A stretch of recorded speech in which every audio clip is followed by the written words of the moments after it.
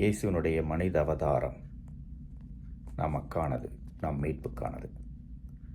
கடவுள் நம்மீது வைத்திருந்த அன்பின் வெளிப்பாடு. அவருடைய போதனைகள், புதுமைகள் வழியாக மீட்பின் வழியை காண்பித்தார்.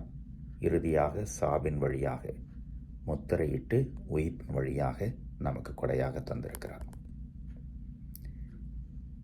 இயேசுவின் காலத்தில் வாழ்ந்த மனிதர்கள் இதை கண்டுகொள்ளவில்லை. பல பேர் அதை உணர்ந்திருக்கவில்லை. ஆதலால் தான் எருசலேமை பார்த்து இன்றைக்கு இயேசு கண்ணீர் வடிப்பதை நற்செய்தி வாசகத்தில் நாம் பார்க்கிறோம். அமைதிக்குரிய வழியை நீ அறிந்திருக்கக்கூடாதா? கடவுளை நீ கண்டு கொண்டிருக்க முடியவில்லையே.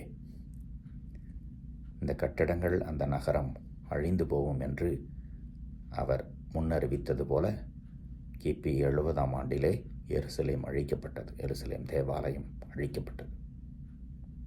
இன்றளவும் அங்கே பிரச்சனைகள் தான்.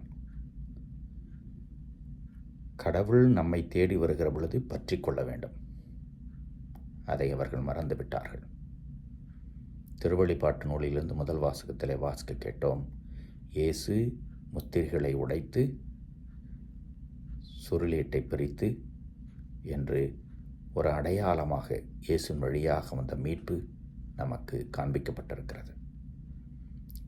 இயேசுவின் மனித காலத்திற்கு பிறகு, பல ஆண்டுகளுக்கு பிறகு நாம் வாழ்ந்து கொண்டிருக்கிறோம்.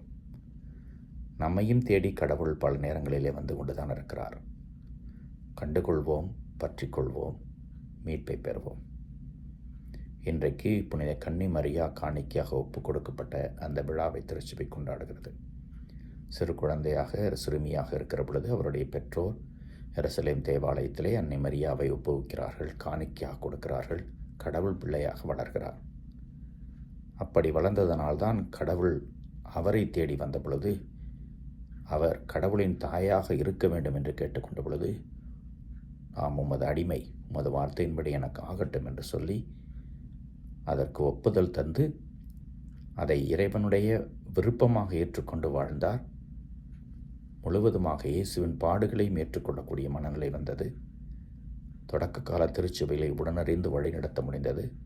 இன்றளவும் தம் மகன் இயேசுவுக்காக எவ்வளவோ செய்து கொண்டிருக்கிறார்.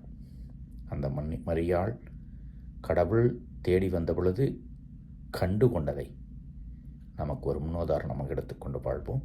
இறைவன் என்றும் வாழ்த்து பெறுவாராக.